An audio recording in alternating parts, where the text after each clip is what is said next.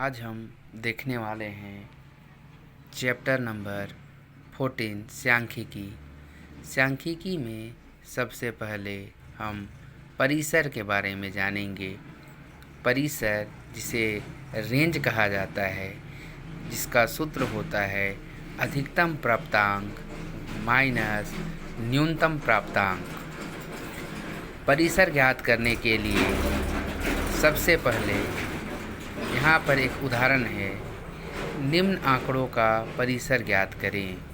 आंकड़े हैं 25, 30, 45, 50, 62, 65, 70, 90, 80, 75।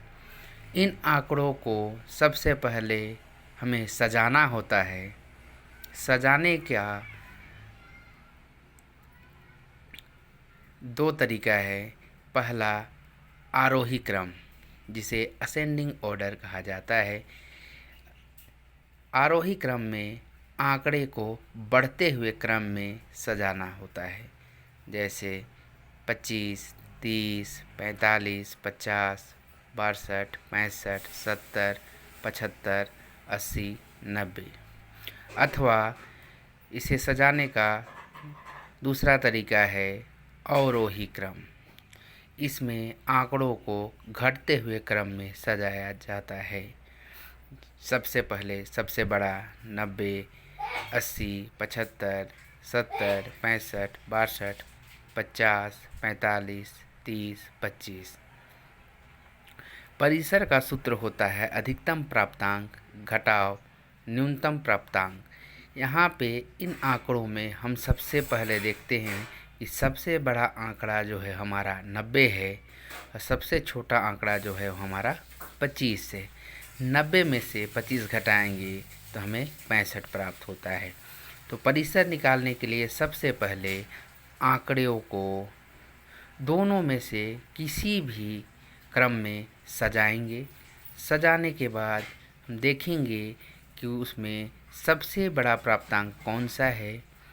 उसके बाद उसमें से सबसे छोटे प्राप्तांक को घटा देंगे, हमें परिसर प्राप्त हो जाएगा।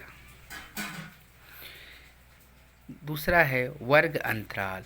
वर्ग अंतराल किसे कहते हैं, यहाँ पर हम देखेंगे। वर्ग अंतराल आंकड़े दिए हुए रहते हैं किसी भी प्रश्न के। आंकड़ों को हम अपनी सुविधा के अनुसार बांटते हैं। इन समूहों को वर्ग अंतराल कहते हैं। जैसे 10 से 20, 20 से 30, 30 से 40, 40 से 50, इस तरह से जो हम बांटते हैं ये हमारा वर्ग अंतराल कहा जाता है। जो हमारा बायां पक्ष होता है वह होता है निम्न वर्ग सीमा, और जो दाहिना पक्ष होता है वो होता है उच्च वर्ग सीमा। यहाँ 10 से 20, 20 से 30 वर्ग अंतराल है, जिसमें 10 निम्न वर्ग सीमा है और 20 उच्च वर्ग सीमा है।